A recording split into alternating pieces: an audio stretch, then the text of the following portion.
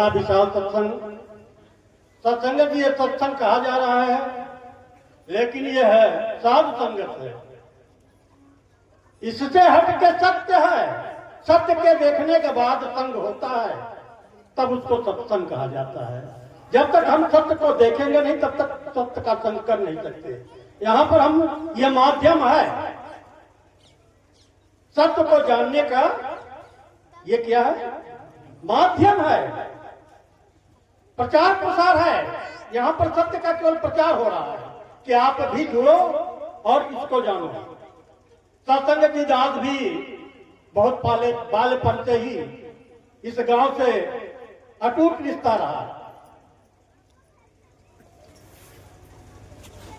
दास का भी बाबा जी का है ससुराल, हमारा ननिहाल। हमारे जितने बुजुर्ग यहाँ पे बैठे हैं, हमारे रिश्ते में सब मामा ही लगते हैं। कैथोल गांव सभा के जितने भी बुजुर्ग बैठे हैं, और सत्संग की दास बचपन से ही यहाँ पे आता था। 10-10 दिन 15-15 दिन रुकता था।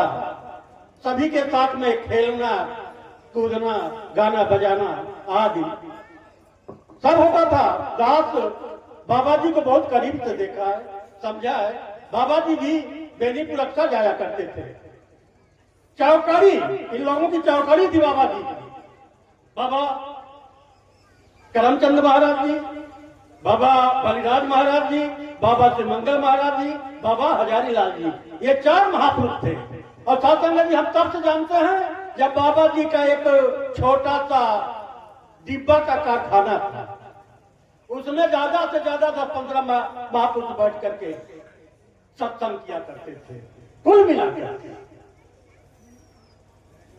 ज्यादा नहीं, बहुत कम लोग जुटे थे सत्संग। ये तो धीरे धीरे इस चौकड़ी की बलिहारी है जो चारों तरफ टहल टहल करके इसका प्रचार प्रसार किया।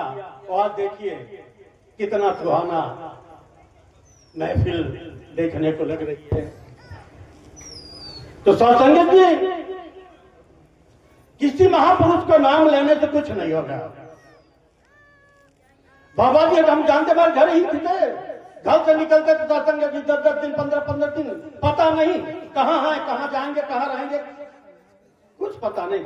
न घर का परवाह है, न परिवार का परवाह है। सत्संग जी यहाँ तो एक दिन की छुट्टी है, वो भी जहाँ समागम खाने पीने की व्यवस्था होती वहीं ज्यादा भीड़ होती है। वरना हमको काम से कट सकते हैं। मजाक नहीं, एकदम कैसा है, कट सकते हैं। अगर यहाँ पर उससे सत्संग कराए होते तो इतनी भीड़ न जुटती। यहाँ पर बड़े बड़े पढ़े लिखे विद्वान, डॉक्टर, इंजीनियर, अध्यापक सभी बैठे। सत्संग जी दास तो कुछ नहीं जानता, दास कुछ जानता नहीं सत्संग जी, लेकिन इतना जरूर जानता है कि सद्गुरु की महिमा बड़ी अपार है। सत्संग जी गोसाई जी लिखे हैं, बिन सत्संग विवेक न होई और राम कृपा बिन सुलभ न सोई। जब तक आपके अंदर विवेक नहीं जागेगा, और विवेक जागेगा तब जब आप महापुरुषों के शरण में आएंगे। सत्संग जी संत के शरण में आएंगे। संत कोई जटाधारी नहीं महापुरुषों, संत तो ऐसे होते हैं आपके समाज में उनको कोई जान नहीं पाता कि ये भी संत हैं, ये भी ब्रह्म को जानने वाले हैं, ब्रह्म को जनाने वाले हैं। ऐसे होते हैं सत्संग जी। और बाकी तो कमंडल लेकर के अब जानते हैं क्या करते हैं। सत्संग जी अभी चल रही थी बात, बड़े भाग्य मानुष तन पावा, सूर्य दुर्लभ 17 ग्रंथ थई गावा।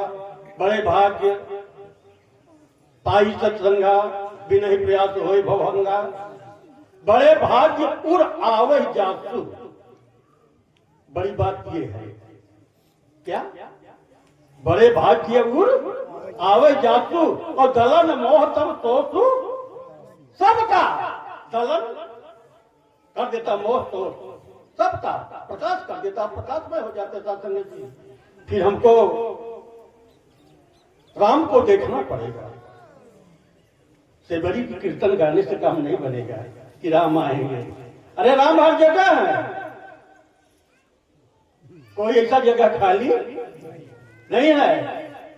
हर व्यापक सर्वत्र समाना और प्रेम के प्रगट हुए मैं। आज आशीष का प्रेम है, शासक के समाज सेवी हैं। कटका में दाद से भी कहे, उसके बाद हजारीलाल से फोन करवाए, फिर गाड़ी लेकर हमारे घर पहुंच गए कि नहीं बाबा जी आपको आना ही आना है। हम कहा तो भैया हम पूरी साथ संगत के साथ आएंगे, ऐसी बात नहीं है, आएंगे आएंगे। तो सत्संग जी उनका प्यार है, उनके प्रति, समाज के प्रति, मानव के प्रति लगाव है कि हम कितना समाज की सेवा कर दें, कितने लोगों को कल्याण कर दें। और कल्याण तभी होगा सत्संग जी जब हम अपने आप को जान जाएंगे। समय बहुत बढ़ता चला जाएगा महापुरुषों। ये भैया आप ही जाओ, नहीं तो उनके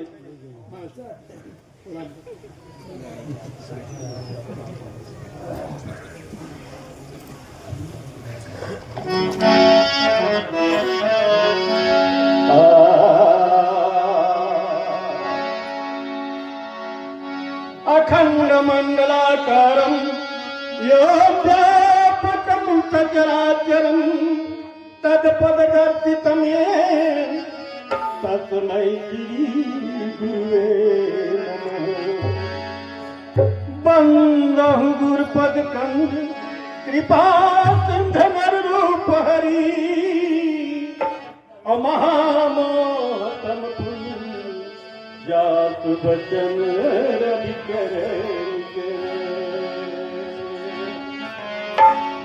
भैया धर्मराज देवड़ी बोले रहे तो हर बात न करे, आपस में बात न करे।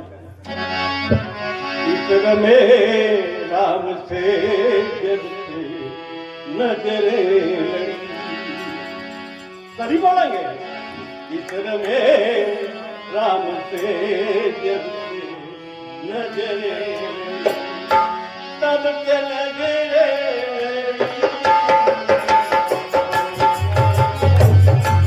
ईश्वर में राम से जब से नजरे तब से नजरे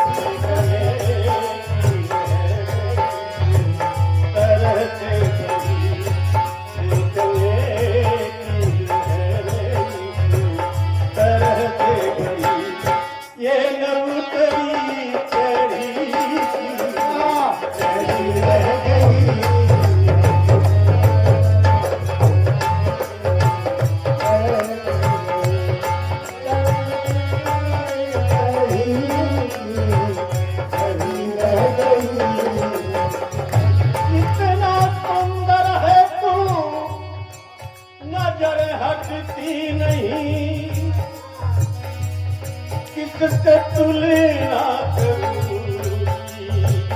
मिलती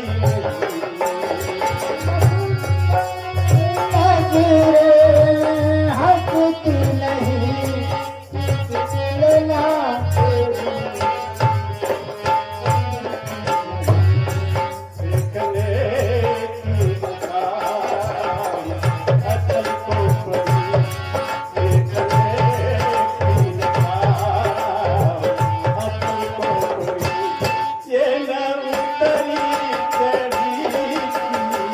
चढ़ी रह गई।